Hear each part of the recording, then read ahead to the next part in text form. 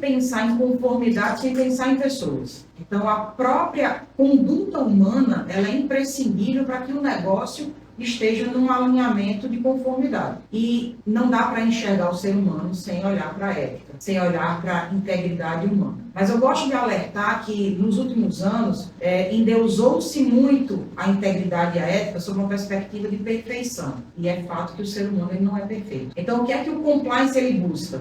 Trazer um melhoramento constante num padrão ético e íntegro das pessoas que estão imperfeitas. Então, nós buscamos ferramentas, mecanismos e metodologias para fazer com que se resgate no ser humano o seu melhor, em relação ao negócio, em relação às outras pessoas. A responsabilidade social que as empresas hoje precisam trazer é no sentido de respeitar o ser humano, trazendo essa ética e essa integridade como uma bandeira, como uma agenda para expandir. E não para olhar para a pessoa, você é ético ou você não é ético, e elimina você do meu caminho. Se existe um colaborador, se existe uma pessoa dentro de um ordenamento, dentro de um negócio, que, porventura, tenha uma conduta de desconformidade, vamos analisar esse colaborador, a solução para ele, vamos resgatá-lo, vamos capacitar ele, reestruturá-lo para que ele possa servir melhor. Muitas pessoas não sabem o que é uma conduta de alinhamento porque nunca aprenderam. Ninguém nunca disse o que era o certo. Então, o ser humano ele precisa entender o que é certo.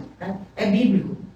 Dizem que a Eva, quando mordeu a maçã, lhe caiu o véu do pecado. Mas o que é isso? O conhecimento do que era errado. Então, hoje nós temos o livre-arbítrio para saber o que é certo e o que é errado. Mas existem pessoas que não têm a oportunidade, por qualquer razão, de entender o que é certo e errado. E aí a gente vem com uma estrutura de capacitação, de treinamento, para mostrar como se fazer o certo, como resgatar essa ética sob uma perspectiva humana, né, capaz de ser executada. Os desafios da vida, eu acho que eles estão aí para fazer com que a gente cresça.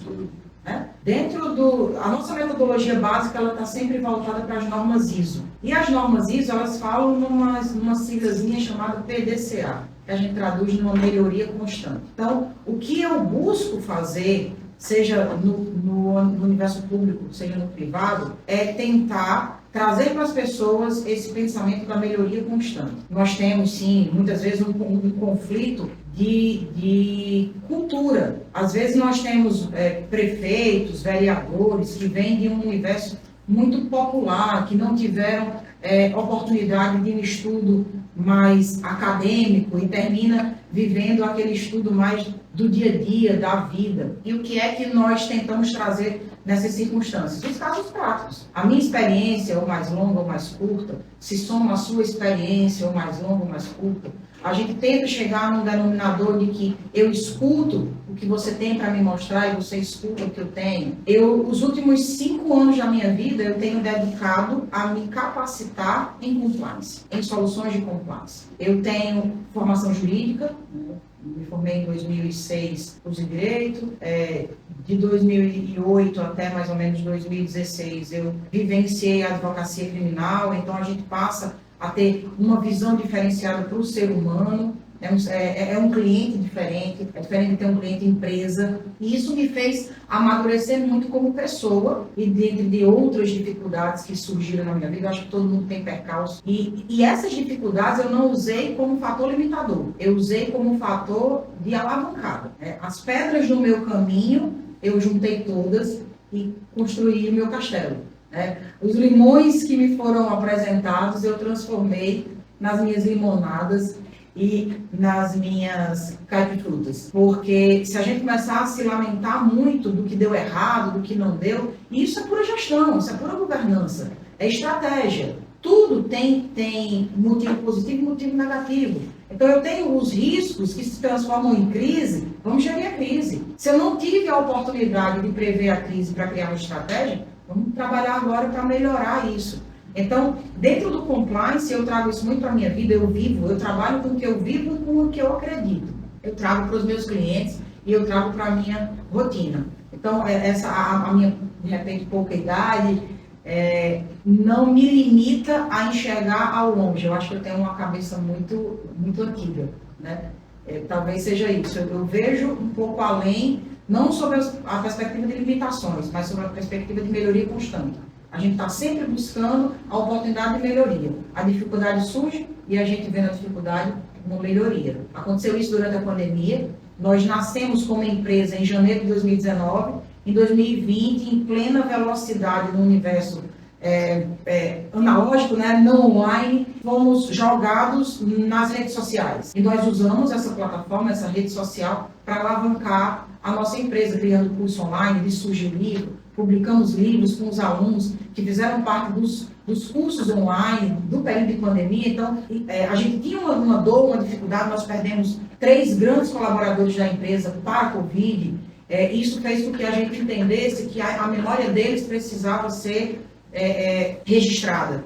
Então, a gente usou isso também como uma forma de mudança e uma mudança positiva. Então, a gente não se limita às dificuldades. Eu acho que mesmo não tendo tantos anos de vida, né? Tenho 41 anos, acabei de fazer 41 anos, mas já vivi bastante, já passei por vários percalços para garantir que tudo é possível quando se tem perseverança. Eu costumo dizer que planejamento é tudo. E ninguém planeja sem estratégia. A gente tem que delimitar qual é o campo do planejamento. Por vezes, é interessante pensar 10 vezes. Mas se eu tiver uma boa estratégia, se eu souber onde eu quero chegar, pensar 2, 3, 4, 5 vezes já vai ser interessante. Eu falo muito na necessidade de autoconhecimento. Hoje está até meio que na moda falar no autoconhecimento do ser humano, de uma mudança de ideias, do insight. Como eu falei, não tem como se fazer negócio sem pensar nas pessoas. Então, se eu preciso de um autoconhecimento pessoal, eu também preciso de um autoconhecimento do negócio, do meu cenário, de saber quem é o concorrente, saber quem é o meu colaborador, qual é a cultura que me trouxe aqui. Isso tudo faz com que a gente consiga criar uma estratégia mais bem desenhada, mais bem delineada. Isso, aí eu consigo entender qual é a demanda, eu consigo pensar sobre uma ótica de cenários prospectivos diante daquilo que não aconteceu. É muito interessante que depois do 11 de setembro mudou-se a forma de fazer gestão de risco no mundo. E os americanos hoje fazem muito filme de ataque alienígena. O que é que eles dizem? Se eu estou preparado para um ataque alienígena, eu estou preparado para qualquer coisa. E quando a gente fala nessa ideia do planejar, né, de ter uma ordem, de ter uma sequência, facilita tudo. Eu idealizo o cenário, eu vejo o cenário do momento, eu entendo qual é o ecossistema ali, quem são as pessoas, o que é que eu estou oferecendo, se o meu público ele realmente quer aquilo que eu ofereço. Falei em responsabilidade social e isso é importante. Na estratégia atual, os negócios não podem mais pensar só no lucro. Eles precisam pensar nas pessoas. E é uma estratégia nova. Hoje nós temos uma siglazinha que está ganhando força, ESG, né? O ISG, o ambiental, o social e a governança.